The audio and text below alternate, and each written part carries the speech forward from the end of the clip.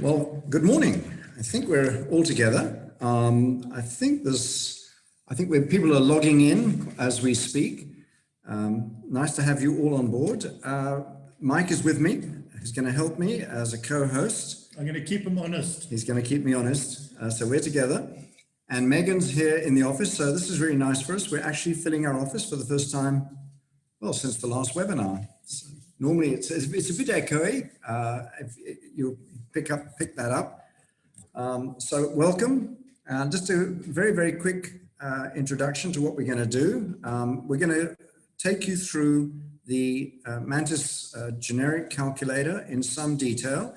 It's designed for people who really don't know the calculator very well. It assumes a certain amount of BE knowledge. I can't teach BE in an hour and a half, but we can go through the calculator. There's a lot to cover. And we're going to do it at quite a basic level. So I hope that's going to be helpful. We're going to show some slides at the beginning, just as an introduction, and I will make available a copy of all of those slides to you, so you don't have to take notes. And then we will be recording. We are recording this webinar, so that will be available. And then if there's any questions, if you've got any particular questions, you can show them. You can text them in the chat section, and Megan will pick them up. And if we can't answer them at the end of the session or as we go, then we'll try and answer them with emails and so on afterwards. All right, so let's start. I'm going to share my screen and I'm going to pull up a presentation.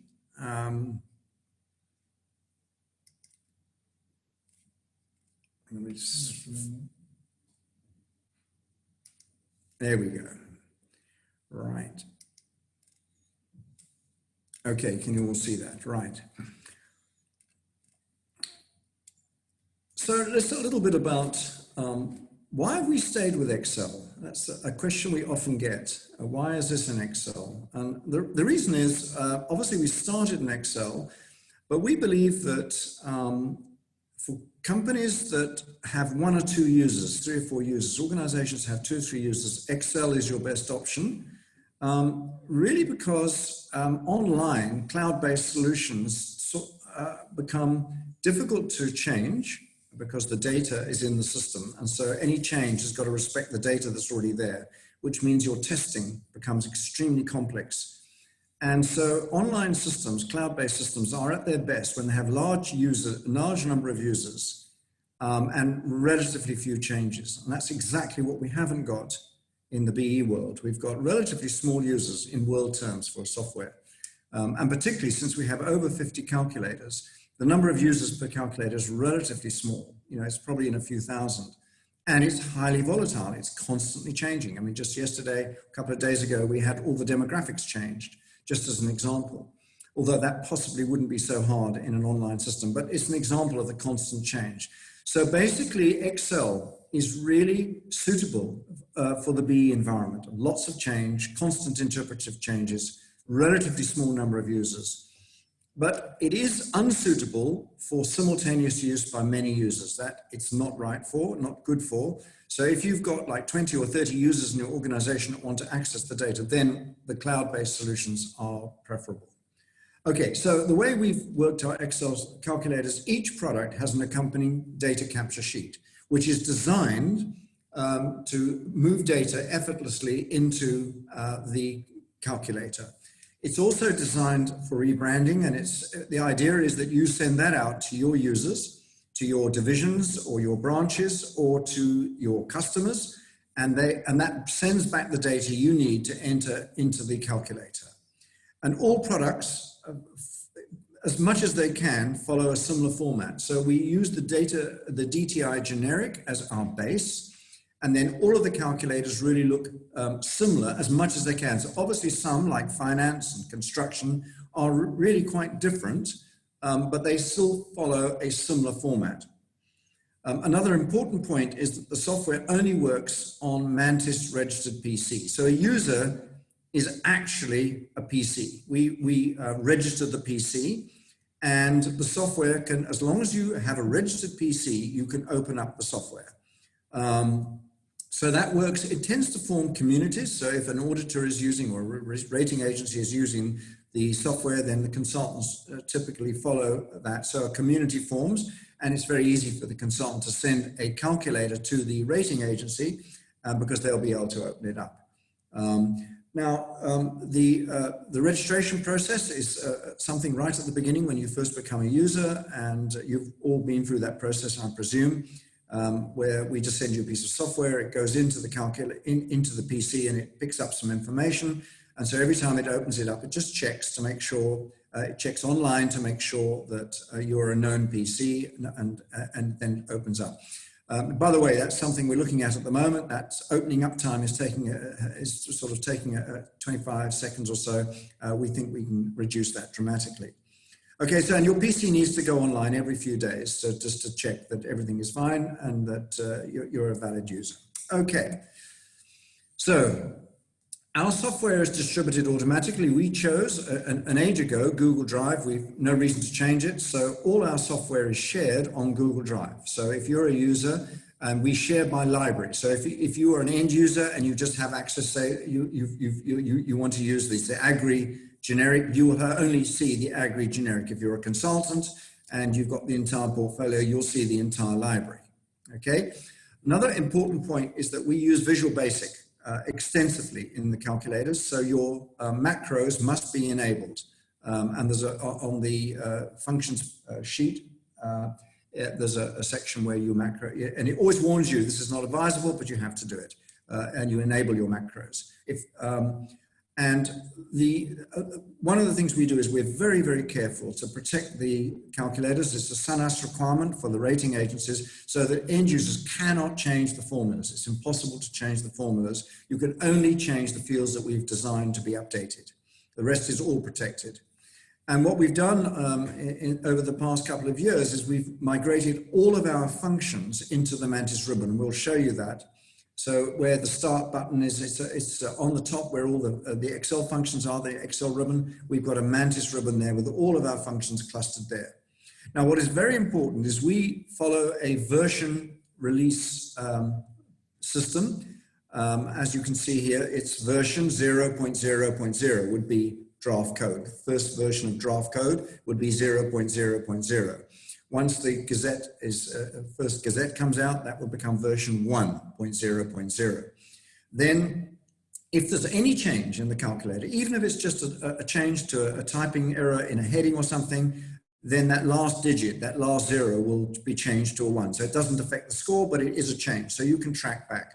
If there is a change which affects the score, like for example, the recent demographics that we've just updated and we're going through it today, we should have them all done probably by the end of today, then that will affect the middle digit. That'll be a 1. So if you're on version 9.0.0, the next version will be 9.1 because there is something that has changed that affects the score. Now, what's really important, on the far right of the calculator is a versions page, and that is a complete record of all the version changes to that calculator. So if you're working on one and you suddenly discover there's a new version, and we'll show you how you can do that. You don't necessarily have to go and move all the data across. You can go and check and see what it was. It might be something that doesn't affect what you're doing at all. So you can stay with where you are for the moment. Okay, so we've added a new function in the start routine that if you are opening an old version, it will alert and warn you. So that's a new function. And also in the Mantis ribbon, there is a version check. So you can just quickly go there and press the button and see version check and see, and it will tell you, yes, there is a later version. Then you can investigate and decide if you want to move to the new one. Okay, so some other general comments first before we get into the actual calculator. We've got a lot of powerful graphical output functions on the graphics page, charts page. And those are all available to be copied out of. You can copy, you can cut, or you can't cut, you can copy and you can paste. So you can move them into a PowerPoint or whatever, document. You can move them all out, the tables and the charts. Also, we spent a lot of time right from the beginning, actually, when that was 10 years ago, we started with these calculators. We've made sure each page prints out nicely and displays nicely. So we don't have like rows going right the way across and you having to shift them on your screen. It doesn't work that way. So we've made it designed for presentations in the boardroom and for things that can be moved across easily into reports. Okay. We've also got a PDF function in the Mantis ribbon. You can PDF each sheet, so you can just PDF a sheet, or you can PDF the entire workbook. And obviously at the end of a verification process, once you've got the certificate issued, you would PDF that entire workbook. So it's locked, and you would file that away in the file. And this is the version that supported that certificate. Okay. The issue with Excel, I suppose the issue with BBBEE is a lot of data. So we are moving data around. So the data from the data capture sheet have got to be moved into the calculator. We've massively improved the functionality in that respect over the last couple of months. So now you can import a sheet manually.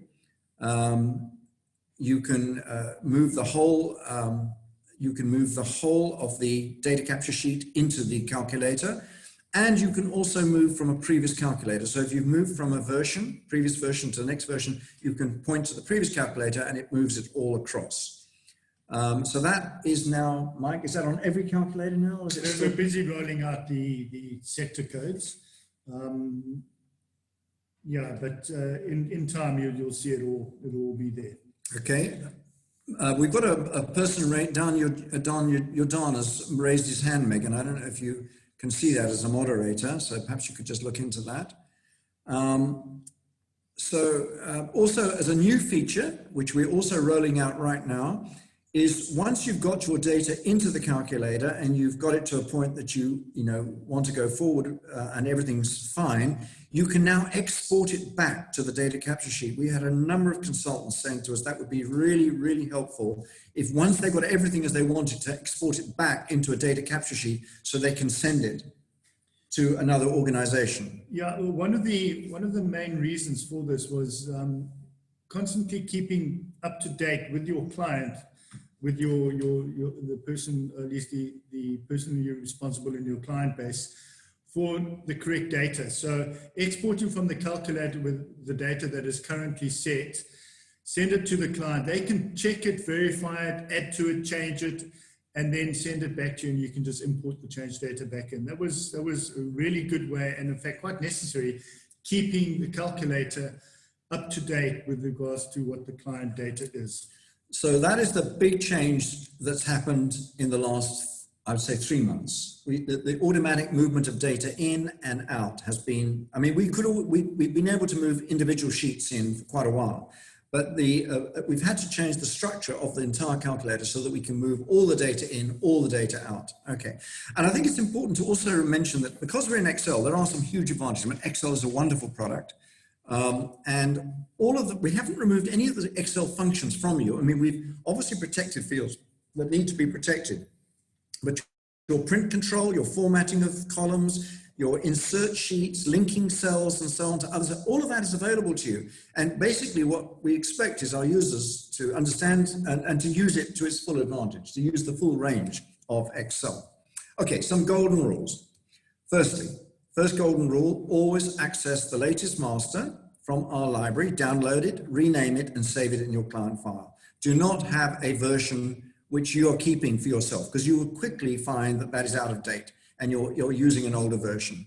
And that's very risky. So that's the first golden rule. The second one, and here's an Excel limitation. If you copy and paste data from one source to another, often it's not from the data capture sheet, maybe it's from a procurement system or from an accounting system. If you copy and paste, you'll run into trouble. And that's because the default on any Excel cell is lock. And if you copy a locked cell and paste it into a protected calculator like ours is, you will lock it. And then you'll have to send it to us to unlock it. So, or if you do it by mistake, and we all make mistakes, just back out quickly, just undo. The way you do it is you copy, you paste special, and then you right click values, and it's the little sign, which 1, 2, 3, I think it is. Yeah, as long as you do the copy, paste special values only function, then you should be okay. Because what also that does is it prevents you from bringing in another format. For instance, a percentage. Calculator will need a cell to be as a percentage, defined as a percentage format, and you bring as a number, and it can screw up the calculation. So it's for reasons like that. Always use copy paste special values only. Yeah, it's just a habit you need to get into, and we see. I mean, people send in calculators every day, you know, with things they don't understand, and we help them with them, and we see a lot of stuff that's been copy pasted in, and we can see it because when you copy paste special values, all the input fields are gray italic. And the moment we see non-italic white, we know it's been pasted in, and that's risk, and we see there's risk there. Okay, and obviously, finally, the third rule, never send the scorecard calculator to a third party. They can't open it, but just don't do it. It's a mistake. Send the data capture sheet rather, or send the PDF extracts. Okay, so now very, very quickly, we share these calculators from Google Drive. So basically, you have to give us a Gmail address, which is your Google ID. To give access to, and that's free. Everyone can have a Google address that's free. And that gives you access to the Google library. And basically our library of all of the calculators is shared with you, okay? And I'm going to show you how that looks just now. So, and then you have the rights, which we've given you. So if you are, say, if you're an end user and you just have purchased or licensed the use of, say, the construction generic, then that's all you'll see in the library. You won't see the rest. If you're a consultant or a verification agent and you've licensed the entire library, you will see the entire library. Okay. Now, when you go to the library and you get it in, you see it in the shared with me, you can't open it. Remember, you're in a browser. You have to download it at that point. Okay. And then save it in your client file and wherever you want to save it, and then open it. And I suggest when you save it using the name and the version number and then your client name.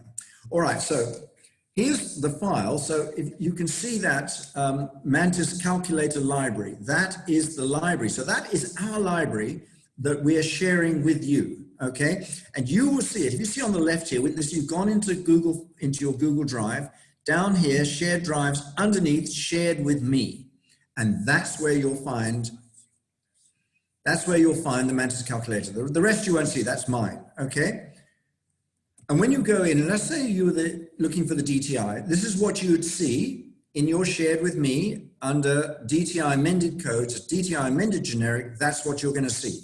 So there you can see the calculator, there you can see the data capture sheet, you can see the instructions.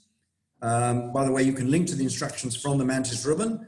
You can see the Gazette that relates to it, the latest Gazette, 42496, which changed everything. And there's some more Gazettes there. So, and then, oh yes, and very important, if you're going to do the report, if you're going to produce a report, then there is the report master, which you would copy down, and that's what you would point to, and it will produce that. It'll use that Word doc to produce your report. Yeah, there's a direct correlation between that Word document and the calculator, because obviously the tables are linked, and what you're exporting from the chart sheet in the calculator is all of the tables for each element. So there's a direct correlation between that. That's why there's not just one generic report. There's a different report master for every single calculator. Right, so that's why we've got that, master in each file. So that's all there. So I'm going to stop the share now. And we're now going to go, and I'm not going to download the calculator. I've actually got it here already. So I'm going to open it up, and then I'm going to share my screen again. So I'm going to open up the DTI, and I've also, let me just share that screen with you. So I'm going to share that. Okay. So now we're now in the calculator. I'm just going to go through, the structure of the calculator. So when you open it, you sort of open up that. So what you actually do is when you open it up, you have to get into the Mantis ribbon, which here it is on the top, the Mantis ribbon. You see it's along with all the other Excel functions. There's a Mantis ribbon here, Mantis Networks, and there's your start button. So you would have pressed the start button, and then it's a few seconds. And then, yes, when you first get it, all the bottom tabs here are all hidden. and then it opens up like this. Now, what it's beginning to introduce to you is this form of navigation. So we've introduced this navigation for each of the sections. Okay, so if I just go to one section, the chart section, for example, you'll now see all of the tabs along the top. Okay, and so you can go along, and there's your versions tab. Okay, so here's all of the sections, and if you go to say like ED and SD and you click on that, now the next level of navigation is underneath that. So you can go to the matrix if you want to check the matrix to see what grant, how a grant is recognized or how a loan is recognized. It's all there for you. So that saves you having to tab along the bottom. It's just much easier. Once you get used to using this, it is really quick. So I just want to show you our versions page. Sorry, let me just interrupt you. So every single sheet in the calculator is navigable from that red ribbon at the top and from the tabs at the top. They are grouped per element. So any sheet that is associated with skills development will be grouped into skills development. So you see there's the main skills development element, and all the sheets pertaining to skills development are accessible from there. It's just like Alistair said, an easy way to navigate through. You can, of course, in the Mantis ribbon at the top on the far right, you'll see the previous sheet, next sheet as well. You can use those, and that just advances through every single tab, every single sheet, one sheet at a time. Yeah, and, you can do that. Yeah. You can do that as well. But if you want to quickly get to an element, then use the tabs at the top. Yeah. I tend to just use the tabs. I just find it works, very well for me. Okay. Now I just want to show you that screen you probably don't look at very much, but if that's all the information about this calculator, the legislation that supports and so on. And some information. Okay, so that is, and we use those names in the calculator. Okay. Now, the reason I took you to this is because we've got a version control button, which is a new thing, and that just tells you how the version control works. Yeah. Okay. It was a request from the masterclass a month ago that we have some way of explaining the levels. In the version control. So I just put that up there. Okay. It makes it easy to reference if you can't remember what those digits mean. Okay. And here, we're on version, you can do a version check here, and it will just tell you, are you using the latest version?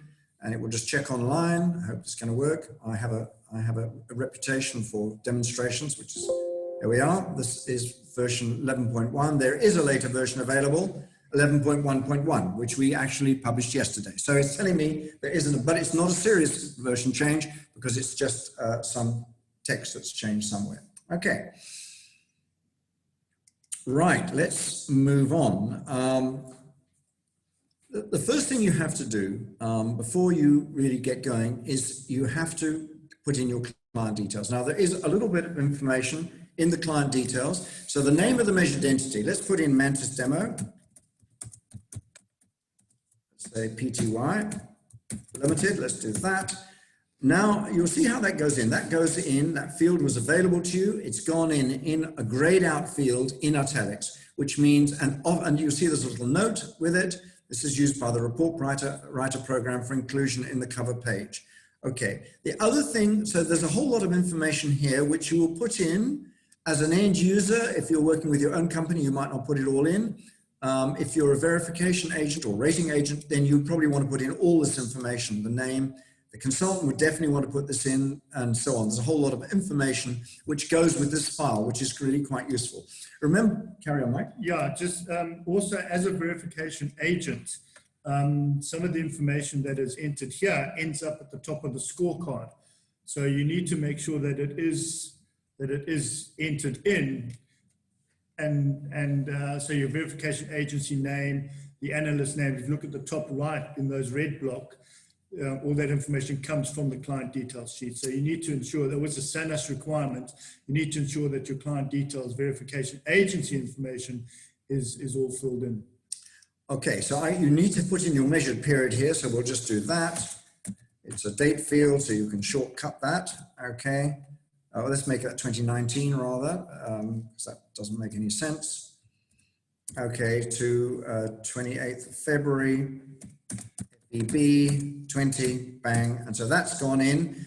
Now, having got that and entered, I'm not going to enter the rest now. I'm not going to enter the rest because of time.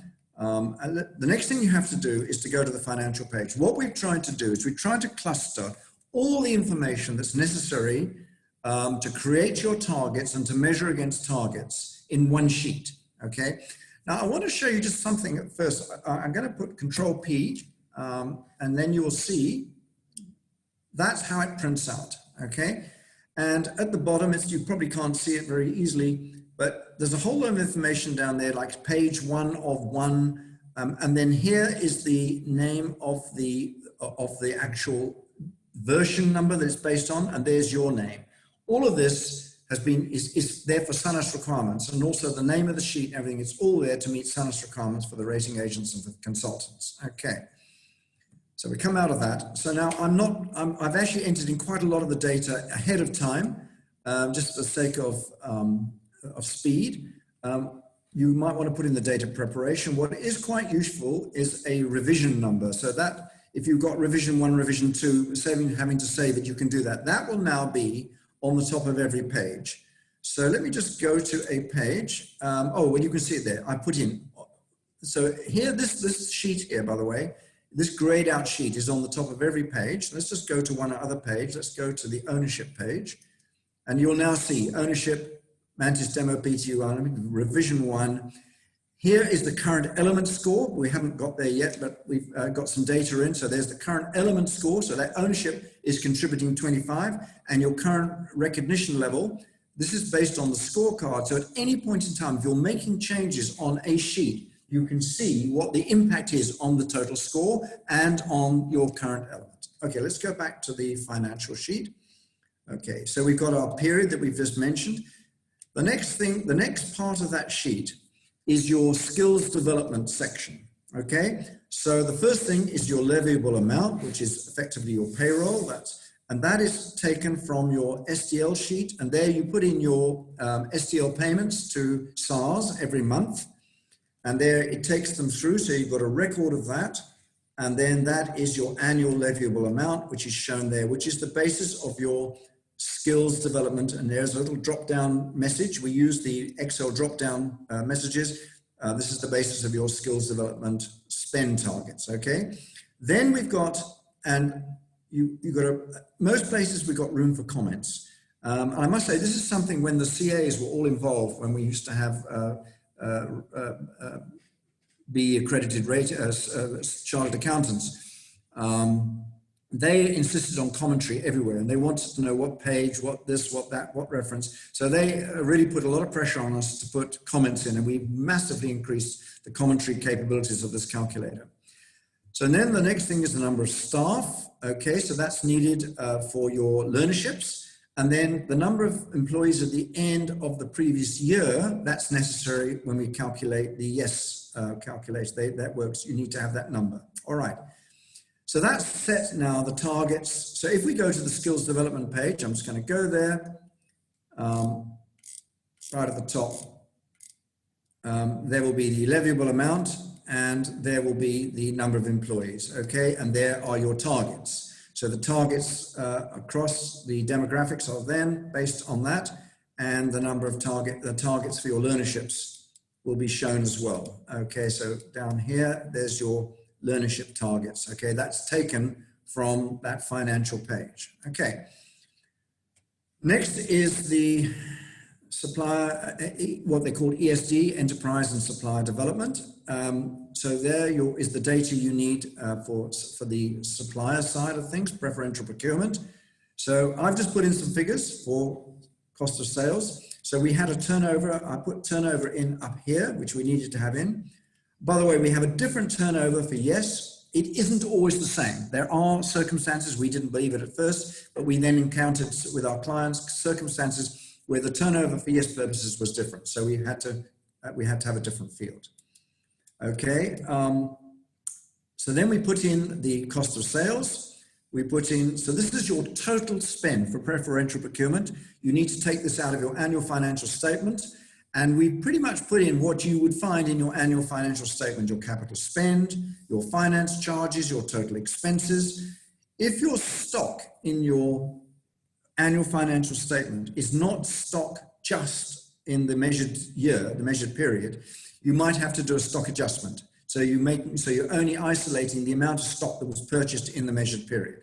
So that gets you to your total spend for the measured period. Now, I haven't put the exclusions in there. That comes on the preferential procurement page to get to your total measured procurement spend. So we've now set the target for procurement. We can just go there. I'll just show you that. So there is it's exactly the same, has now appeared on your preferential procurement page, on your supplier page. And here's the room to take out, here's the place you take out your exclusion. So you put everything in at the beginning on the finance page, and then you take out the exclusions on the ED and SD page. All right. Are we all together on this so far? I hope we are. Now next comes the supplier and enterprise development and socioeconomic development sections. This is a little bit more complicated. We're trying to get to NPAT. Now, there's been a lot of change recently and some commentary from Sanas on this and the various steps. I'm not going to go into that in detail, but our calculator covers all of those approaches.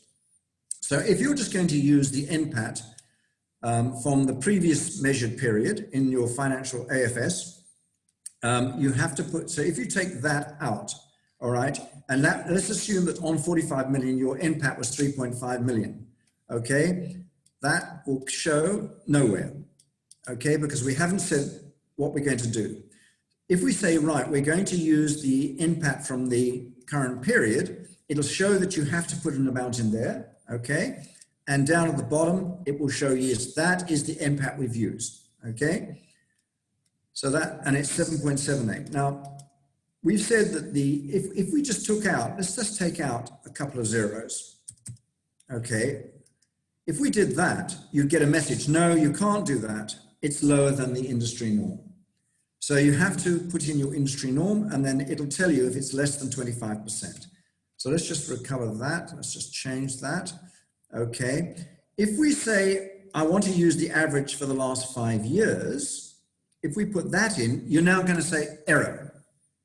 And so that introduces you to one of the features of this calculator. If you do something which we can see is wrong programmatically, we'll tell you. And it's always in italic, in red, okay? And so it says here, only select from one of the options to the left. So now, okay, I have to take that out. Okay, now I'm going to use the average of the last 5 years, and what it's done now, it's actually greened out the area that you need to, it's shown you that you've got to fill in those areas, and it says complete section B beneath, all right? If you don't want to do that, but you want to use an indicative profit margin because you haven't got an NPAT over the last 5 years you can't use an average. You could say, I'm just going to use one of those years. You could say that, okay? It says complete the section B below, and then here you would have to point to one of those. So you could say, point to, let's say that's the latest one and the highest one, and now it's put that in. Okay, so now you've used an indicative profit from a previous year. But if none of the years work, and you have to use the average, then you would say, okay, I'll use the average. Sorry, not average. If none of these works, then I just have to use an indicative profit margin. In other words, a percentage, it'll be a quarter of the industry norm. Yes, complete section C below. And then you have to say what you're going to put in, what percentage it is. And you could say that's like 5%, whatever you want to use. And now that's been taken as the NPAT you want to use. Now, just be careful with that quarter of the industry norm. It isn't universal. I think in construction, it's a third of the industry norm you have to use. So if you're using them, just be careful on that one. There is a lot of discussion around this at the moment. It's astounding that after 10 years with BBBEE, we're still discussing how we measure NPAT. It seems astounding to me, but we are still discussing it. So it is an area of a lot of discussion. And, you know, particularly in these difficult times when a lot of companies are not making profits, it can be very cruel to use an NPAT from a previous year when you were highly profitable. and to have to use a quarter of that, it can be very harsh when you're in massive losses. So this is a very topical subject. Okay, I would love to handle questions here and have discussion. This is what I hate about webinars. I'm just talking, and I know there's people with questions, but please just put them in the chat line and we'll do our best to answer them. Okay, so that's the financial page. We pretty much set it up to be used. We've got our amount. By the way, I should mention that the policy we follow and all of the verification agents who use our software, and it's a large number, we apply the NPAT percentage. So whether it's the indicative profit margin or an NPAT percentage from a previous year, we apply that NPAT percentage to the current revenue in the current measured period. I am sure that's right, but there are people that argue you should use the NPAT from that previous time, the actual NPAT. I don't agree with that, and I've had numerous discussions with various consultants on this, but we use the percentage, and I'm sure that's right. Okay, let's get into what I'm going to do now. I'm going to go to the SED, the Socioeconomic Development section, and I'm going to work backwards because I find that's just the best way of introducing people to this calculator. I hope we're all with it. So now there's the NPAT that we've just used because that is the basis of the measurement. So each element has a different basis of measurement, but SED measures NPAT. And the target is 1%. And there it is, there's the 1%. So that's the target spend. So we always, in every element, we show you the target you've got to spend. And then we show you the contributions that you've made. So so here is the data that's been entered. We're going to get to that. And then that's the total. And there's the gap. Okay. So the gap is positive or negative in this case. So that means it's green and you've overspent on the target. So we try and show you, and it's either red or it's green, showing whether you've underspent the target or overspent the target. Okay? So, just if we can go back to the SED sheet, please, Alistair. Okay. Every single element sheet, in other words, so the first sheet in any element, any of the tabs, you will find the scorecard criteria table is the last table on that sheet. So if you always scroll down to the last table in any of those element sheets, you'll find the scorecard for that element where all of the individual criteria are set out and the results. Okay, that's correct. So basically this is a very simple, in this particular code, it's a very simple SED, just one indicator. So you have an element, and an element has numerous indicators with different targets. So if I go, for example, to if I go to ED and SD, let's go to ED and SD, and we go down to the bottom, you see there's lots of indicators, a number of indicators, different points, different targets, okay? And all of those targets are shown higher up. And that's why I go to the SED first, because it's a very simplistic, in this particular code. In some of the other codes, there's more than one indicator under SED. Now, to enter the data, we've got a data capture page here. And so it's broken up into, so this is all based on the recognition matrix, the socioeconomic development contribution matrix, which you'll find in the code. And so certain types of contribution are, there's a benefit factor. So a grant is recognized at 100%. Professional services are recognized at 80%. So this data capture sheet merely gives you the same thing. It's grants, direct costs, discounts, overhead costs, exactly according to that matrix, okay? And it does the calculation for you. And I've just put in here, so I put a direct grant to Lily of the Valley, 20,000, and it then says, what is the percentage of Black beneficiaries? Because if it's over 75%, it counts it as 100%. So if I put 75%, or if I put 74%, for example, you'll see it changes straight away. It's changed the contribution. If I put it at 75%, then it's the full amount, okay? I've also put some time in here, further down. So set up, I've said here the financial director has given 40 hours to set up a management system for Lily. Lily happens to be an orphanage that I support. So Lily of the Valley, and his monthly salary, he's a very underpaid financial director at 55,000. And basically we can claim 100% of that. 100% of the people at Lily are Black. They're Black orphans, African orphans, South African orphans.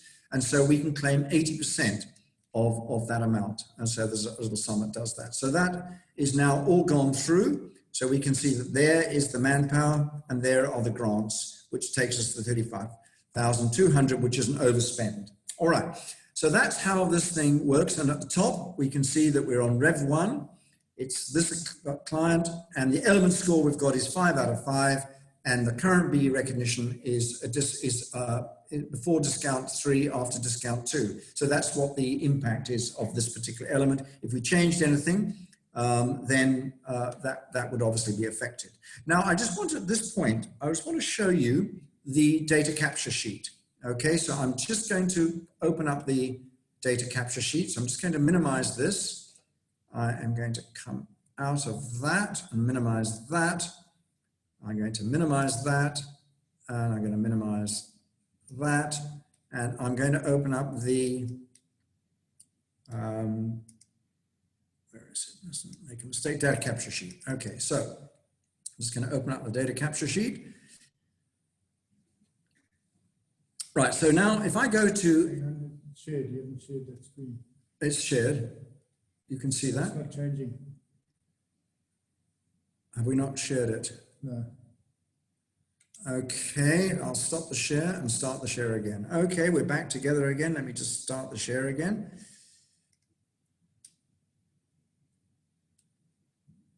That's the one. Yeah, that's okay, fine. I have to reshare. it takes it as a different share. Okay, so now we're on the data capture sheet. Okay, and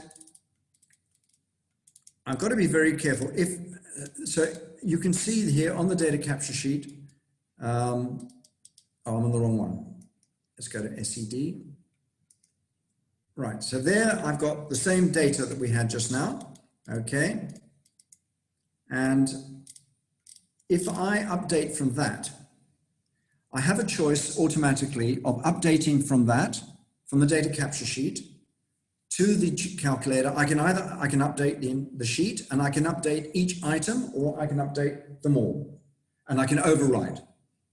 So now can I toggle back? Let's just see if you got to go back and share it. Okay, so I'm basically what I'm going to do is show you bringing in that data. Okay. And we'll see what the impact is. So I'm going to have to stop the share, and I'm going to have to go to the... You need to close the data capture sheet. Oh, I need to close the data capture sheet. Yeah. All right, okay. And have I closed the right one? Yeah. Data capture, so don't save. Right, that's okay, good. Now we're back. No, you've got to share this again. Now I've got to share that again. Thank you, Mike. It's helping me here.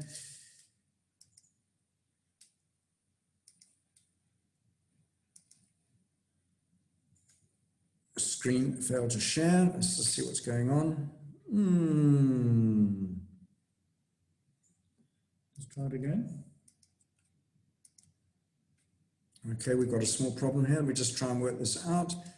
Okay, we're all back together again. You can see me. Make sure you can go into the calculator quickly. Still there. Okay, so fine. So let's go and share a screen again.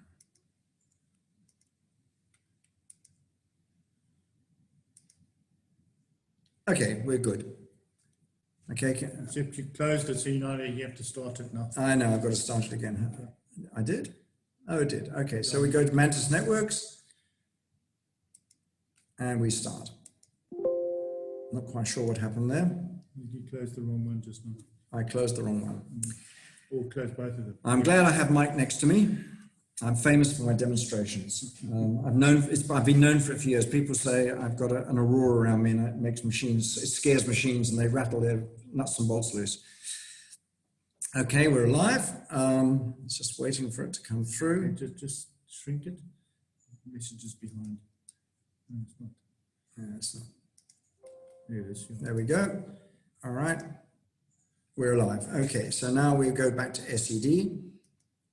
Okay, so that's where we are, and we were actually on the data sheet. There's what we've got in. Now I'm going to try and go to the Mantis ribbon, and I'm going to import data. So I'm going up there. As you can see, I don't know if you can see my cursor. Can you see my cursor? Megan, can you see the cursor when I move there? Yeah. Okay, so I'm going to import data. All right.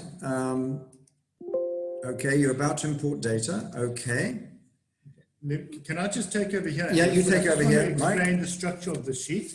There are two main sections. At the top there, you'll see a little bit of information about data importing. In other words, it's telling you can only import like-minded calculators. In other words, you can import data from DTI-AG from a DTI-AG. You can't import DTI-AQ data into a DTI-AG calculator. So it's got to be like calculators. That's the first point. The second portion there is import all data from previous version. That is if you want to, if you've got a new version of the calculator and you want to import all of the data you've entered already into its previous version, use that, and what that does, it then goes ahead and brings in all the data, the client details, the financial, the STL, the demographics, the whole lot will come across into the new version of that calculator. The other section below that, import data for selected elements. This is the import function that we've had for some time, where you select which element or multiples of that table there, of that selection table there, of what to import. So you can click on one of them. For instance, if Alistair clicks on SD spend, okay, that's what will be imported. Or if you click on SD spend and on SED data, for instance, it'll select both of those and it'll import both of those sheets, okay? Or you can click on select all available sheets, click that, and then it'll bring in all the data.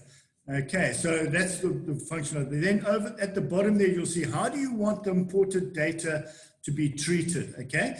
Do you want to overwrite existing data, or do you want to append below the existing data? So if you've got data from your client that is an update, and it's data that you haven't already got in your calculator, then you can append. But if it's changed data to what's already there, then overwrite, then just bring in the whole lot. Okay, so you can have a let me choose, because then it'll ask you per table when it's going through what you selected, what do you want to do? Append, overwrite, or skip. In many cases, you can use that. So, okay, I'm going to overwrite SED data. Okay. Okay. All right, so import selected item. Okay, so now I do that, and it will now ask me, where's the file? Okay, so it's on my desktop, and it's the data capture sheet there. Okay, so I press click, open. And now I have to keep talking because it's going to do a few things. It takes a few seconds. Sounds like there we go. And it's now going through sheet by sheet, but it's skipping all the sheets, doesn't need to touch. Well, it only concentrates on the ED and SD data sheet. It just has to get there. It's just programmatically getting there. It's going through all of the tables and just importing what it would need to import. So this is where the let me choose function is quite nice, because then you can skip any of those tables, those sections in the sheet that are blank. But it's okay. It's just one thing to remember: if you're importing all data from one calculator to another, depending on the amount of data you've got, it can take a little bit of time. That's what my message says: go and grab a coffee, because this could take a while. Right, so there we are. The data import has been completed. Okay, so now if we go to that SED data page, there's the data at the top that we brought in, and we've lost the data at the bottom. So if we go back to here, we'll now see that we've we haven't got 5 points anymore. We've only got 2.86 points because we've lost out our manpower. Okay, and we can now see that we are 15,000 Rand under, and we now see that we are now level 4. That's been the impact because we've lost those points. So obviously we were on the threshold. Okay, so that's what I wanted to show you in terms of SED. Is there anything else, Mike? Yeah, we might as well now just do some data change. Okay, we can do some data change. So let's put in some professional services rendered at no cost. Okay, so let's try and enter where you can't, where you're not supposed to. Just click anywhere. Okay, and then try and enter data. Oh well, that just shows you that obviously is protected. It won't let you Yeah, save. so the point is there, you can't enter data where you're not allowed to. So it'll actually stop you. So it's just, if you ever get that message because you're trying to enter data where you're not allowed to. Engineering, and here we say fence erection. Okay, and here we can say the commercial hourly rate is normally 600 Rand an hour, and there was 20 hours work. Okay, and there was 100% black children or 100% black beneficiaries. Bang, we've got 9,600 Rand. And if we go back to here, we're still under 5,500, so leave it like that, but that's recorded. That is recorded, so we've got it all done. Okay, so I hope we've covered SED. That gives you an understanding of how this whole thing works, and we're still at we're now at a level 4, but after discount level 3. We'll explain why it's actually improved just now. It's probably also a good time now, Alistair, just while we're on here, because this is a simple sheet, it's easy to do, is to just show the insert and delete rows function. Okay, we can do So that. go back to SED data. Okay, Yeah. so pretty much throughout this calculator, anywhere you have to enter data, often there are, this is perhaps not a great example because you probably wouldn't have too many rows here, but anywhere there are rows, and all you have to do is look to the left. And you'll see there 46, 48, 53, 55. You can see that little gap. That tells you can insert a row. So basically you put in your cursor on that row and you go to the Mantis ribbon and you say insert rows and insert row from 49, yes. And you can put in 2 rows there and say, okay, and bang, 2 rows have been put in. Yeah. Now, what's important, there's virtually no limit to the number of rows you can put in. And we have seen, at one stage it was a bit slow. We've had people enter add 10,000, 15,000 rows under suppliers and that sort of thing. And it really is quite quick. It's very quick. It's a few seconds, about 15 or 20 seconds to add 50,000 rows. So it's no excuse to go and have a cup of coffee or anything like that. It's going to be quicker than boiling a kettle. Yeah. Also, just the reason why we had to make this into a Mantis function and take away the ability to use the Excel insert row and delete row function was because we needed to maintain the integrity of all of the formulas. With Excel, when you insert a row, it doesn't copy down the data from above it. So we had to suppress the standard Excel insert row and delete row function. And there's now a Mantis function. Now I want to show you something. Just while it's in my mind. If that figure was, let's say 20 million, you might have a problem fitting it in, okay? Because you can't widen the column. But what you can do, you can go to your home button and you can reduce the size. There we go. So you've got that sort of formatting. So there are occasions when we try and get it right, but there are occasions where suddenly you get a whole series of hash sign. It means it can't fit in. The data can't fit the width of the I could do this here to show you. I could just put, there you get that. Yeah. So, so that's the way you overcome that. You just make it smaller. Okay. But we've kind of worked out the standard width is a 16 pixel width. And that fits most numbers. So any number field or currency field, we've got it as a standard 16 point width. And that fits most. I think it goes, you can have 999 million before you'll get the hash. Okay, so we're now going to move on because I'm conscious of time and we've nearly been going an hour. Okay, so I want to go first to the ESD section. Okay, this is a very complex section of the calculator. So here on the right-hand side, you've got all of your targets for your enterprise and supplier development. So there's that NPAT that we used. So now we've got a slight difference. This is a priority element. Now under BE, you've got 3 priority elements. You've got your ownership, you've got your skills development, and you've got your ESD is a priority element. And what's different on the ESD is that if you go down to the table at the bottom, you'll see that you've got to comply with each of the elements. So you've got to comply. You've got to get 40% of your score for preferential procurement. You've got to get 40% of your score for enterprise and supplier development, and you've got to get 40% of your score for enterprise development. And if you don't get all of those as yes, if you aren't at 40%, you lose a level. you lose a BE level, and that's huge. So that's why this is really important. So here at the top, we are showing you not only what your target is, okay, your supplier target is, and what you've got, and what your gap is, but we're also showing you what your gap is to your 40% compliance. So there's your enterprise and supplier development. Now, just above it there's some questions. Now, in this instance, these are not mandatory, but they're in the code. So we put them in there just to remind you, to comply with the code, you need clear objectives, priority interventions, KPIs, implementation plans. It's all in the code. It doesn't do anything to your score. It's just a reminder. And here is your, total procurement spend that you've entered on the financial page. Here now are your exclusions, okay?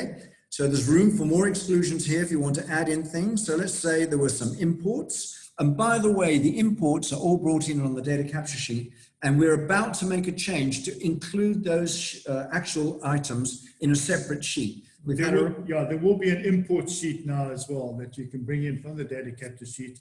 It doesn't do anything. It's purely for information, but then you can point to it if you want from the import sheet. Yeah. So let's just add in some imports. Let's say there's 1 million rands worth of imports. Okay, so that's just changed. So our total measured procurement spend is now 8.7 million. Okay, and so there's our target. So we've got a whole series of indicators here. We're measuring total spend, we're measuring spend with QSEs, we're measuring spend with EMEs, we're measuring spend with 51% black-owned suppliers, we're measuring spend with 30% black-owned. And so here are your targets. There's your actual recognized spend, because I've already entered some data. And there's the gap. In this case, you're over, under, over, and you're over and under your black-owned designated group suppliers. Okay. So now let's see where that data is. So we've got a page called our supplier page. And so this is your supplier page, and you can see I've got, now unfortunately this can't fit. I have to scroll across to show it to you. Okay, so there is your actual calculations. So we put in the data, the supplier name, the actual spend, the BE status, the name of the verification agent, I haven't bothered, the expiry date. This local supplier is not being used at the moment, so you don't have to enter it. It's going to become important if they ever bring back empowering supplier qualifications. So that's on hold at the moment. So if they ever bring it back in, you'll need to have that information there. And then it's very simple. Yes, if it's an EME. Yes, if it's a QSE. And then what percentage? So is this black-owned EME with a 3-year contract? Yes or no? That would, by the way, give you a boost on your recognized spend. So if you are if you've got a 3-year contract with a black-owned EME or QSE, then you get a 20% boost on your recognized spend. If you're buying from a company that's 51% black-owned using flow-through, not modified flow-through, again, you'll get a 25% boost on your recognized spend. Okay, if you are here, it's very important that you make sure these are percentages, that you haven't overwritten. This is a percentage field. If you put in any figure there, it's a percentage. You mustn't overwrite that. And then to the right here, it shows you the BE percentage that's applicable. Okay, so it takes the spend that you put in here on the left, take that spend and shows you what that is, the recognized amount. Okay, so that's the recognized spend. And then it shows you how it's been allocated as well to the others based on what you've put in terms of, is it a 51% black-owned supplier, etc. So you can see how you've got to your end result. We always try and make this calculator not like a black box, it just pops out a score. We try and show you how you've got there. So this is and by the way, of course, if you've got, like in this case, if you just go to this case, let's have a look. Right, let's take this 30 there, for example, the rating agency will validate that figure. It has to, because it's material. So, and we've obviously got a short list of suppliers, but if you've got one item like that, that will be, you can be sure that will be sampled, because that is your total contribution to your 30% Black woman-owned supply calculation. Okay, now on the right here, by the way, and I just want to show you, if I say Control P, it does print out on one page. So it's a bit small, but it does actually print out on one page. Okay, so if you want to produce a PDF, you can do that. Here, if there's something which doesn't make sense to us programmatically, we can issue an alert or an error. So we can do that. So let me just try and take an example. If I take that out, I'll get an error because I'm Black woman owned, but I'm not Black owned. That doesn't make any sense. To be a Black woman owned, you must be Black owned first. Okay, so that's an example of the error codes that are throughout this thing. And if you have an error code, you need to understand it a little bit. Just do it again, Alistair. Okay. And just put your cursor on there so they can see exactly what we're referring to. Okay, so that's an error. Okay. So there's an error on that line. It doesn't tell you what the error is. It just tells you that there is an error because that condition can apply to other things as well in that row. Yeah, anything. So it just means have a look at your data that you've entered and work out where you've made a mistake. Yeah. Okay. Was that line an EME? Let's just have a look. Did I say it was an EME? No. I didn't. I think it will give me an alert. Let me just check. If I say it's an EME, yes.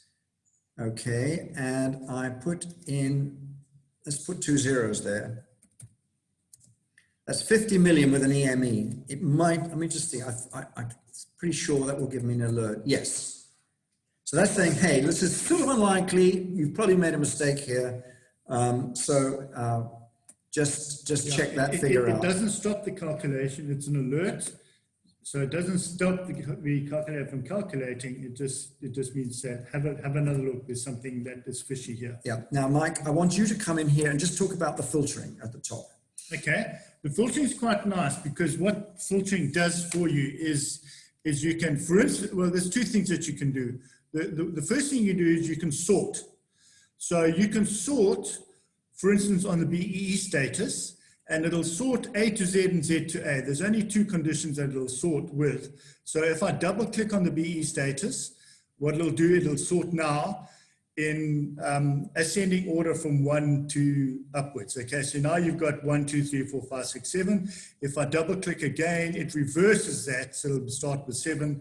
So it's a nice way of just sorting the data. Now, if I want to, I want to sort and filter, okay? So I want to see only my condition BE level 1s, okay? So what I do there is I go to the Mantis networks and I say apply the filter. Then what it'll do, it'll filter out everything except for BE status level 1. Okay, reset the filter will bring everything back in. Okay, and we can do the same with any of these columns here. You can say here, okay, with these, because we got no no's in here, but you can choose whether to sort on yes or no or blanks, whatever.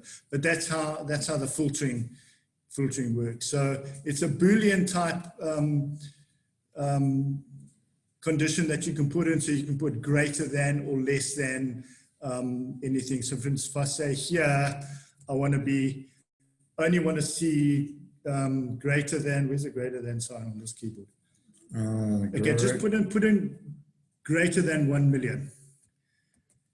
Greater than 1 million. Equal greater than 1 million, is that? Yeah, just greater than 1 million. Okay, just click anywhere else, just to set that. Oh, what happened there? I don't know.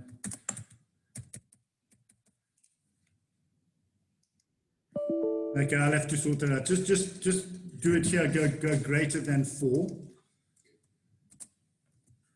Okay, click anywhere else. No. Just click here.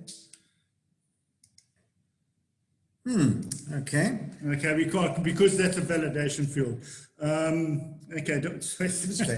Okay, but anyhow, that's the field. And I want you to look just there. I'm going to show you that. Anywhere in this calculator where you find a little arrow, then you've got filtering. So in the past, this was because this is a highly protected calculator, and it has to be because there's so many calculations in here, so many formulas.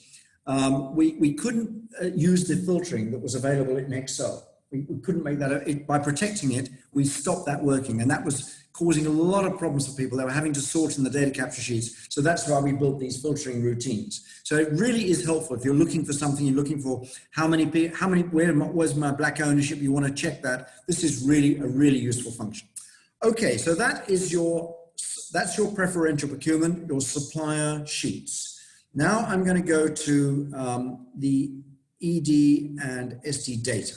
Now, again, this is applying the exact same approach that is required from the matrix. So here's the information on the matrix. That's the latest. It's changed recently with the 42496 Gazette. So there is your recognition factors for grants, for interest-free loans, for standard loans, it's now 50%. By the way, this is becoming increasingly common, the use of loans in terms of enterprise development contributions, because you get your money back. And then your professional services, 60%, and so on and so on.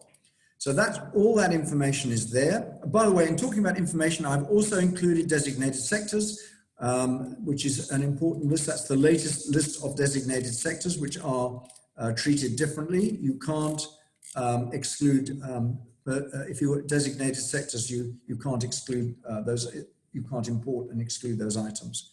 Okay. All right. So let's go back to the data. So I've already put some data in here. Okay. So we've got some loans. I've put some loans in.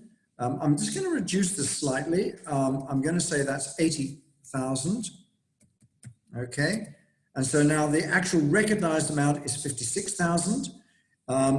There are some bonus points available if you're spending that money and you're graduating an enterprise development organization to supplier development. It's important to remember that with current interpretation, you can't make contributions, enterprise development contributions to suppliers. In the past, it was no problem. It seems to be a real problem now with the latest interpretations. So enterprise development are contributions you're making in terms of assistance to young companies, young black-owned companies who are small, ESD, QSE, or a smaller company. And you are doing that to bring them on board as a supplier. Okay, and then they become a supplier, and now further support is measured under supplier development. So here we say whether this is a supplier development or an enterprise development contribution.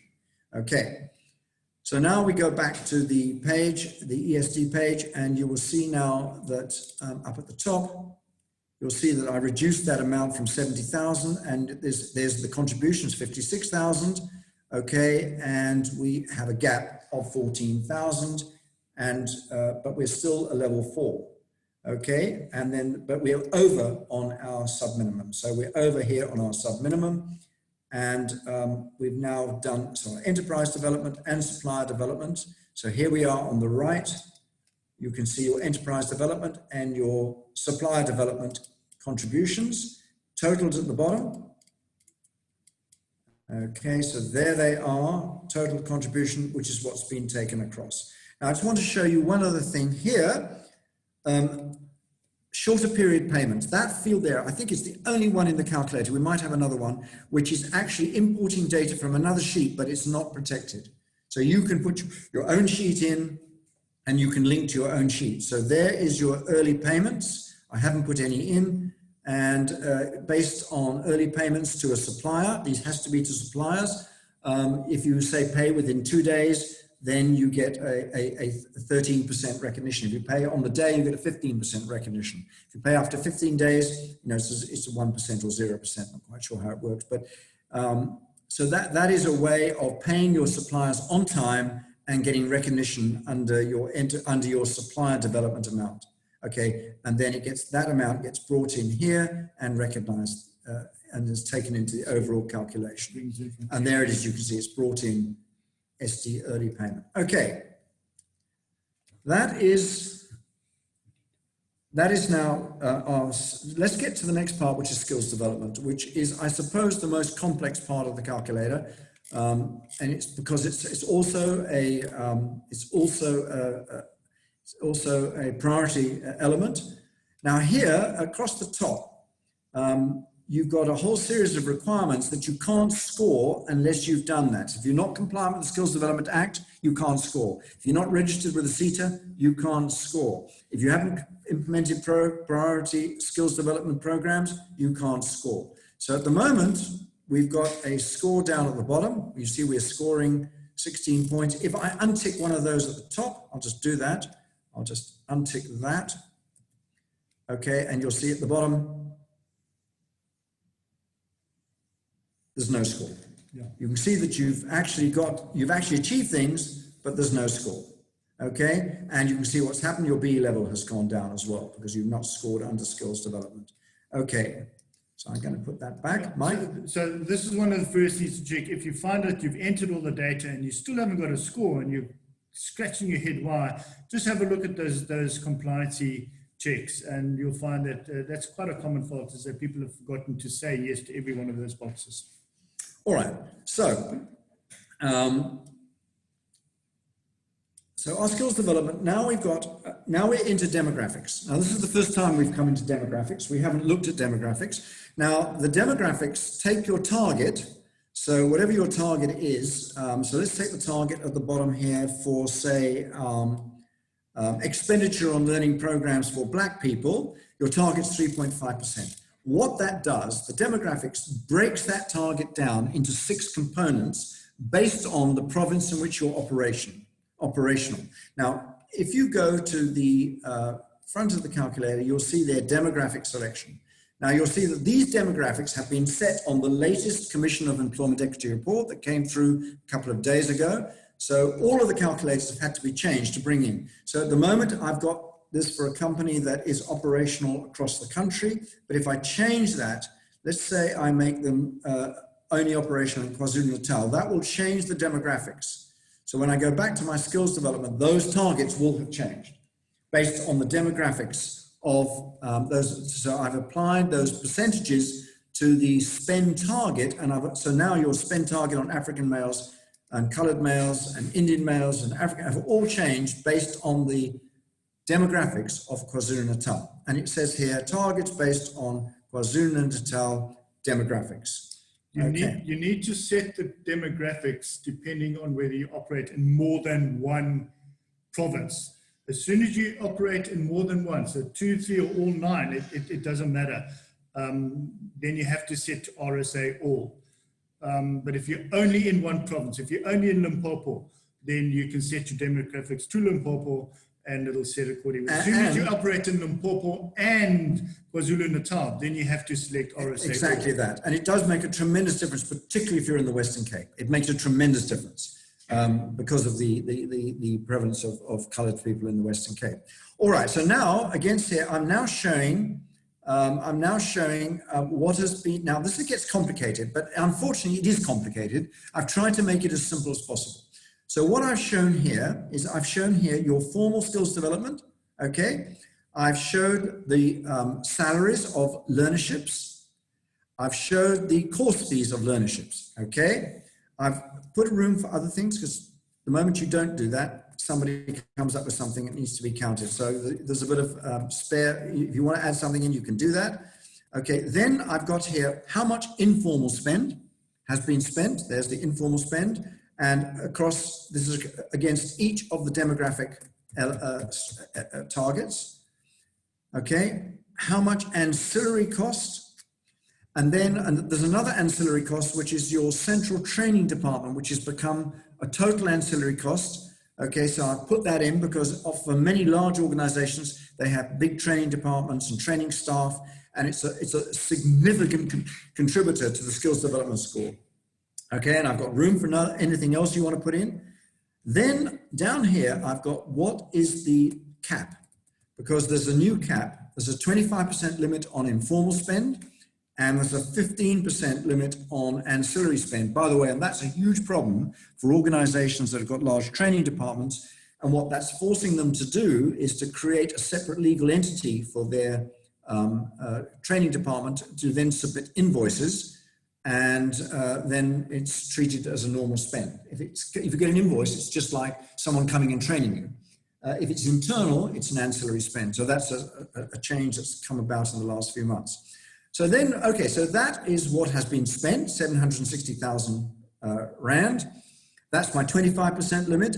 That's my 15% limit. Okay, so what now can I actually count? Okay, so there's my total formal skills development spend. There's that 376 I've taken in. Okay, I've got a room for yes information, your yes, because under yes you can have some skills development spend which get counted at this point. Then my informal capped is capped at 16,000. So you can see I spent on informal 16,000. I've got it all through. But my ancillary spend, where I had spent 356 plus 11,500, so that was 368,167. I can only claim 114,000 because of the cap. And so that's what's taken through. That figure's been taken through, but it's not that figure it's taken through. It's each of the elements of the demographic elements is taken through into the demographic calculation against the target for that particular.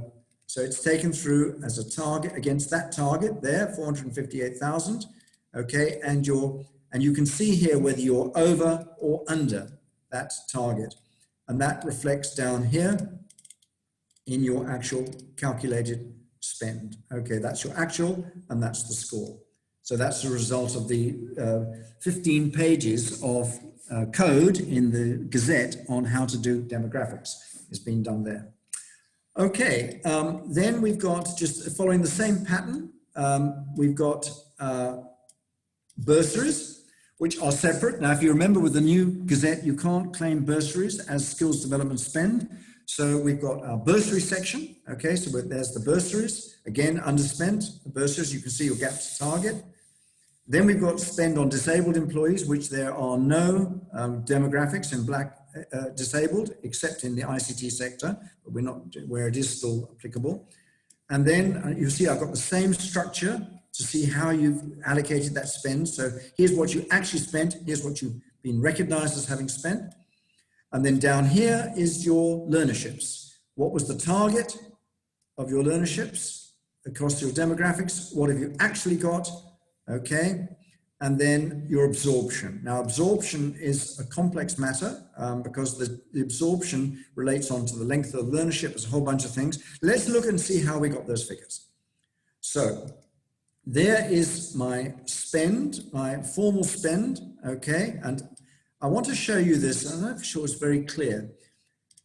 There is your, those are the amounts there that have been taken across into the main SD sheet, the one we just looked at. So that is what you are scoring. Okay, those are the spends items, informal and formal. Okay, and here is the data, the detailed data that you put in. So these are category E, which is formal, and category G, which is informal, and it separates them out. Okay, now you can put category A.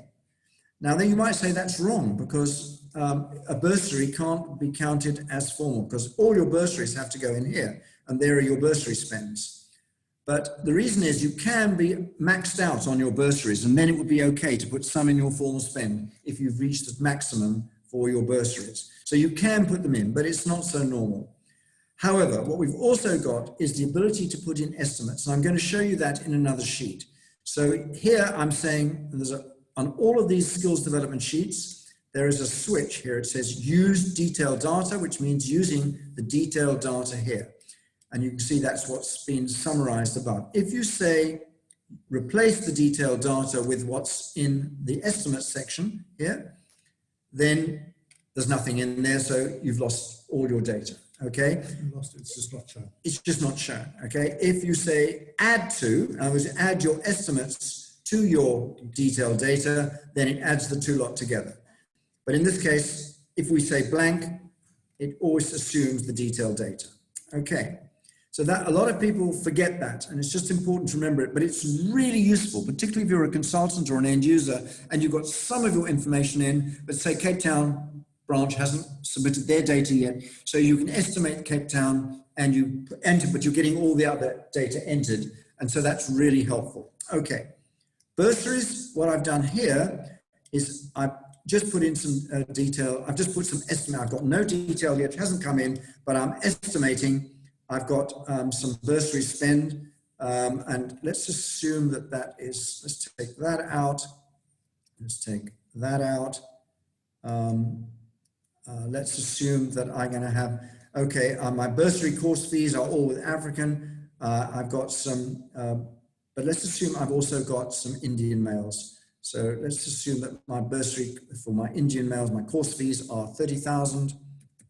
Okay, I've got some ancillary expenses of 3,000. And I've got a stipend of, let's say, 20,000. Okay, that will now be, because I've replaced it, that will all be here, and that will now reflect on the SD sheet. That will reflect in my expenditure up here. The salaries, no, sorry, it'll reflect in the bursaries. There we are, it's reflected in the bursaries. And there are my Indian males and my African males reflected in my bursaries. And you'll see that I've gone over on the Indian males because obviously Indian males, it's a relatively small percentage of the population, so it's a relatively small target, and you can't score more than your target. Now I want to take it to the learners page, which is where most people have the trouble. I've already entered the data, so I've got some detailed data here. Again, you can see that little arrow, so you can sort and filter, and you can do that stuff. So I've put in some learners. Okay, I've put in their course fees. And I've put in some ancillary costs. I've put in a monthly salary. I've said how many months were they in the measured period. That is often the case. Let's make some changes. Let's assume that person was only in for 10 months and that person was only in for 8 months. Okay, so that will have changed. Their salaries recognized. Okay, so we just made that change. I've also got some estimated data, which I've put in here above. Okay, so my estimated data, and here's my total. Now I want to show you something here at the top, my target. I've shown you here the target because demographics really only work with large populations. To be truthful, if you've got 10 people, you get some odd figures because you're dealing with national demographics. Okay, and you're dealing with 2.2 percentage points or 1 percentage point for say Indian, 1% of a population in Mpumalanga is Indian. When you apply that to a small number of learners, you get odd figures. You get, I need 0.08 of a colored female. So the trouble is, if I gross it up, because you can only ever obviously have one person. So I've shown you those figures here, so you can see what's going on. Okay. Now here, this is important to remember, I've actually not calculated the absorption. There is a place to say, are they absorbed? There is a place to say that here. I seem to remember we got it in. No, we actually took it out. I think, did we have it in? I think we took it out in the end. But the absorption is here. So I allow you to put in the absorption target and I allow you to put in how many people absorb because there are just so many approaches to absorption. So you put it in, and if you have to have detail about it, just insert a sheet and have the detail. You've got the data here, just insert a sheet as to why these people are absorbed. I've just found that I did automate it and I took it out because it was for every rule there was an exception. It just got too complicated. Okay, now I've got another sheet here which is learner tracking. You need to have a tracking tool. This does track. So you can use this to show your absorption, but I don't automate it, okay? So there is employment, so that's just a simple tracking tool if you want to use it, okay? And there's the absorption, yes, that's where I put my absorption. Okay, here, there's a central training department. I'm very conscious of time. We've been going nearly an hour and a half. I'm just going to show you that this is used, if you are running courses, you can actually show the demographics of the people in the courses, okay? So you've got each of the courses here, you've got your demographics, and it shows you here what your demographic percentages are, what your demographic percentages are, and you can copy those into your central training department where you've got your rental, you've got your skills development facilitators. I've done that here. And those are those percentages. We've just copied them across. And now you can allocate how you've done your, so if you've, for example, done a course for a whole day and your average course is a half a day, you will count that twice.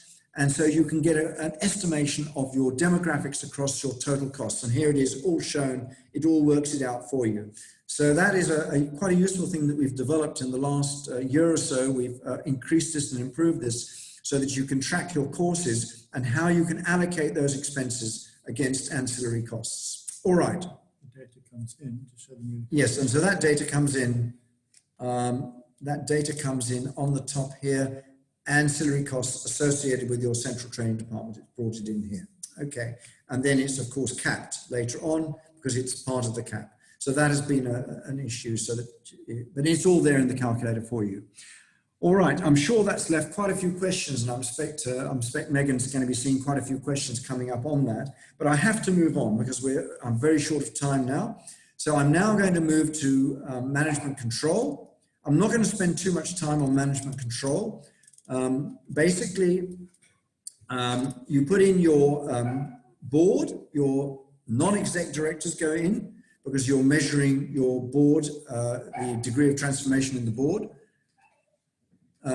Then we've got the executive directors, you put them in now. There's an error here. The error is because these people, you're measuring their voting rights. And in this case, I haven't put a vote in, so I have to put a vote in, and that will get rid of that error.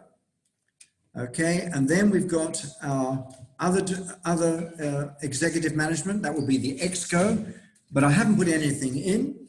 So you put the names of the people in, okay, and whether they're black or black female. Now, when it comes to the senior, middle, and junior management, it's much more complicated because now we're back with demographics again. So in this instance, you can put the names in if you want, and then you just put the one where that, so if that was a person, you could say, right, his name is Simon, okay, and you can say he's colored, okay. You could do it that way. But what most people do is they use it this way. They say, okay, this is our Joburg office for our senior management and our Cape Town office. This is our middle management, and this is our junior management, okay?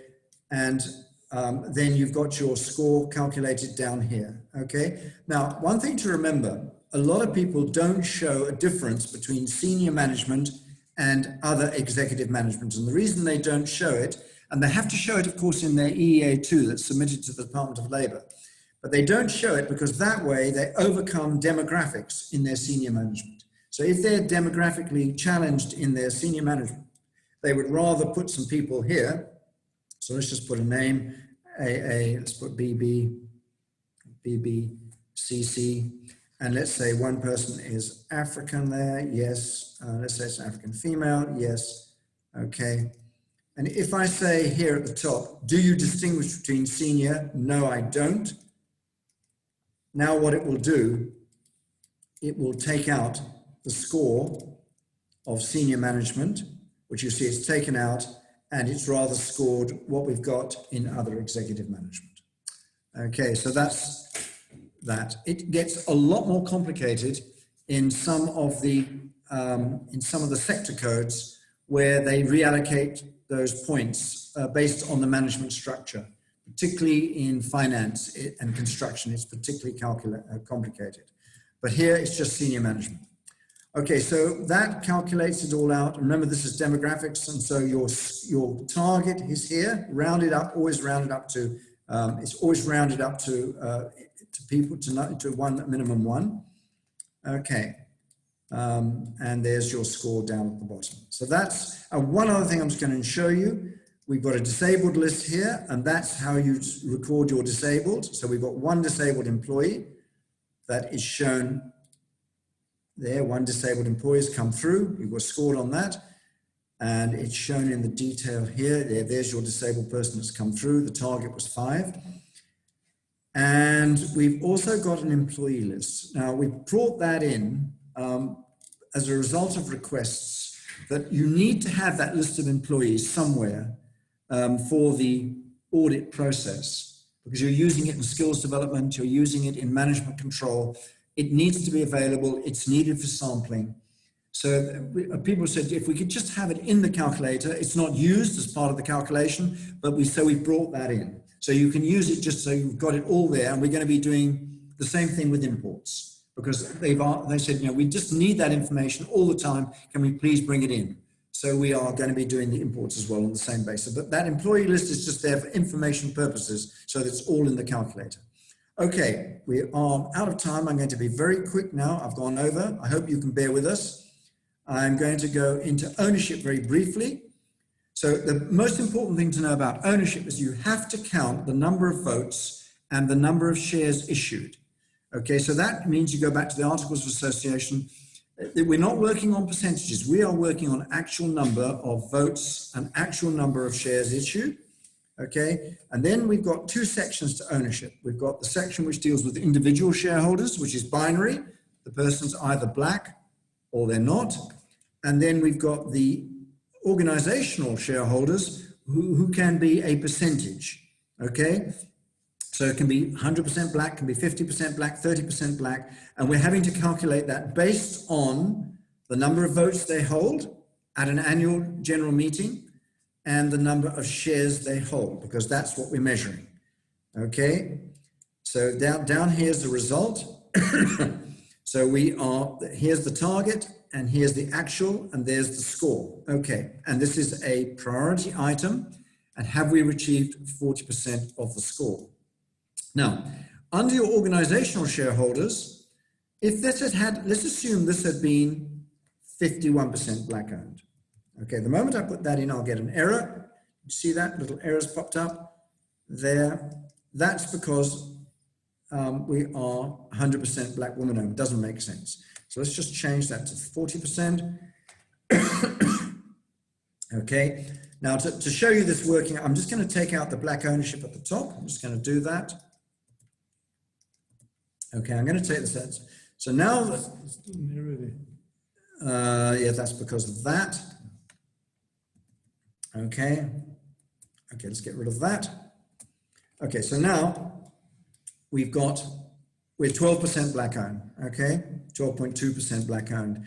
If we're using modified flow through, because we're 51%, we can use modified flow through if it's above 51%, which means you can treat it as 100%.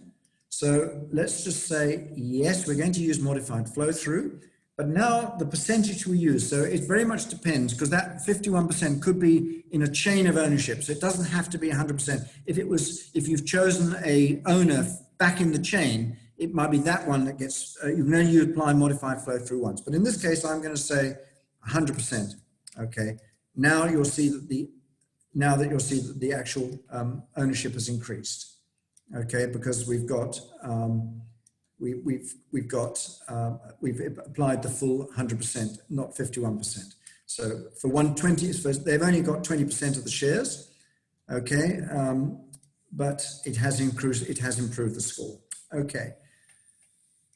Likewise, if that was down here, because we haven't made our net equity value, we're less than that. That modified flow through does not affect your net equity score, your net value score. It only applies to your voting rights, to your economic interest score. It doesn't apply to the other things. Okay, it doesn't apply to your black woman ownership. It just applies. So that's the use of modified flow through, which is all built in. If you've got debt against the shares, you have to put in the value of your company there. And you have to put in the number of years since the transaction and the claim and the amount outstanding against the shares, and that will affect your net value calculation. Because of time, I'm not going to do it now, but trust me, it works. It's been queried so many times, and that works very nicely. Now, I want to show you very briefly, yes. So all of this, by the way, has taken us up to our scorecard, which we've got here. So there's our scorecard. Okay, we've scored all the way through, and at this stage we are a level 4, but because of yes, we've been improved to a level 3. Okay, so I'm just going to show you how the yes works. So firstly, you have to there's some prerequisites for yes. So you need to have got 50% across all your priority elements, or you have achieved each of them. You need to meet last year's BE level. If you're not last year's BE level, if you haven't got there, without yes, it doesn't work. You've got to create jobs, and you've got to registered, if you've registered with the Yes for Youth Centre. If you've done all that, then you qualify for use of the yes. And then there's 3 targets, and it takes the highest of the 3 targets. Okay, and there it shows you, yes, you qualify. And then it gives you your 3 targets, your average NPAT over 3 years, the number of people you have in your employ, and the revenue, your revenue, and it gives you a target. So the target here is 4, okay? And if I go to my yes employment, I've got an estimate. You can actually list them down here, but we're using the estimates section rather like we showed you in skills development. And I've got 3 employees employed at measured entity, and I've got 1 in a sponsored EME or QOC, 1 off base. And that has given me 4 employees. And so, yes, I have now improved to a level, I've got a level 1 improvement. If I increase that, let's say I increase that, and I say I have another 2 or 3 here, okay, 6. What has that done? Okay, here, what that's done, it's giving me a B level improvement and 3 points. So if I go back to my scorecard, there you'll see the 3 points, and those 3 points actually haven't made much difference. But if I go and I say I've got 6, so I've now got 9 employees, I've now gone up 2 levels, and there you'll see I've moved from a level 4 to a level 2. Now the other thing, yeah, so that's here. You can see that there. You can see that I'm 22% black owned, and so I haven't got 51% black ownership. Modified flow through used in ownership is yes. So let's just take that out and get rid of that because it shows it, because this goes behind the certificate. Okay. So I'm going to take that out.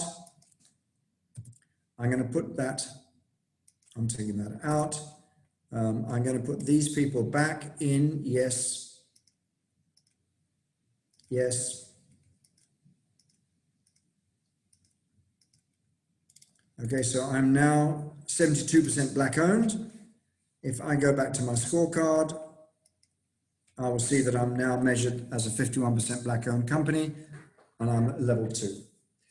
Okay, now just lastly, before I finish off, I'm going to show you just 2 more things. If you just bear with me, we're a little bit over. I'm just going to show you this level discount chart. Now, this level discount chart is a very useful chart for discussing what your achievement is and what it's going to be, and to help your management team decide on their B level they need. Because what it shows is, it shows graphically, and it perhaps is better if I show it as it would be a printout, it shows graphically the different bandwidths of the BE levels. You see some of those BE levels are very narrow. And if you're planning to land in one of those and you miss out on something, you slip out of one into the other very easily. But you've only lost the benefit or the cost of 5 points. Whereas if you slip out of, say, a level 4, you're in you can see level 4 here is let me come back. A level 4 is 10, there's 10 points sitting in a level 4. If you slip out of that, you've lost the value of 10 points. Let's just see, you're up at 89. You weren't quite at the top of level 4. You're on the threshold of going to a level 3, and you dropped a level. You've lost 10 points, the cost of 10 points. So that helps you discuss this. And here's showing you the benefit of yes. So you've gone up 2 levels. You've scored effectively 10 points. You can do a quick sum to see if the cost of yes was better for your organization than the cost of 10 points. And we have a cost of point back on the charts table, the chart dashboard. There we've got here, for example, the score, and we've got the B recognition level, and there you've got where are we? The cost of points, where are we? Down here somewhere. There's your rands per point. So the rands per point is shown how much, so you can do some quick sums on, you know, how it pays you, which is the easiest way of increasing your points and what your rate per point is.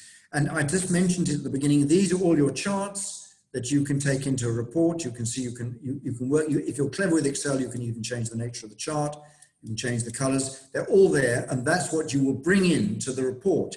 If you use this report, create report function, we haven't got time to go into it now, but if you use that, then these are the charts that would come in. The tables come in, not and the, oh, sorry, not the graphs. I'm sorry, the tables come in. Okay, the tables come in. Sorry, thanks for correction, Mike. Okay, so that's about it. We've gone over a little bit. I don't know if we've got any people still watching. We've still got people. We have. I mean, just come out of the stop share, and here we are again. It's been great being with you. I hope you found that helpful. I hope that was what you were looking for. For those of you who are going to be users, we are glad to help. We've got a help desk. We understand if you're having trouble, just send. The only thing I would say is if you've got a calculator you're not sure of and you've got a query, don't send a PDF, just send the calculator in. We treat it very confidentially, and we can look at, you know, what your particular circumstances are, and we normally get back within an hour or two if you've got queries. Just a quick point on that. If you're very sensitive as to... There we are, Mike. You're there. You're on the screen. If you're very sensitive about the data and who it belongs to, just before you send it to us, take the name of the company out in the client details sheet. And if you just take that out, then we don't know who that data actually belongs to. So if you're very sensitive about that, just remove the company name in the client details sheet, and then you should be okay. But we do treat everything with utmost respect. And in my case, if I ever get a client's calculator, answer the question, do whatever I need to do, and then I delete that from my system anyway. So I never keep any client data on my system. So there we are. Megan's over there. We've been moderating. It's been great being with you. I hope you found this useful. Would love some feedback. If you feel there's something we missed or we could do better. We're still rather new at this webinar business. Don't like it. Much prefer to be with people and see them in the room and answer questions live. But we're learning how to do it, and this is an effective way. We realize that social distancing is a reality, and remote working is a reality for the future. So I suppose we're going to be getting better at this. We are trying to do a webinar once a month. We're going to try and do that. So we haven't decided on the next subject, but we will be doing. We've sort of called it the Wednesday webinar, and we will be doing that in future. So it was great being with you. Cheers to you all. Just one more point. We will be. We've recorded all of the questions, so we will follow up with a newsletter to you all, to everybody, with those questions and answers to those questions, and also a link to the recording. So watch out in the next couple of days. We'll send out a newsletter, and it'll have links to the recording as well.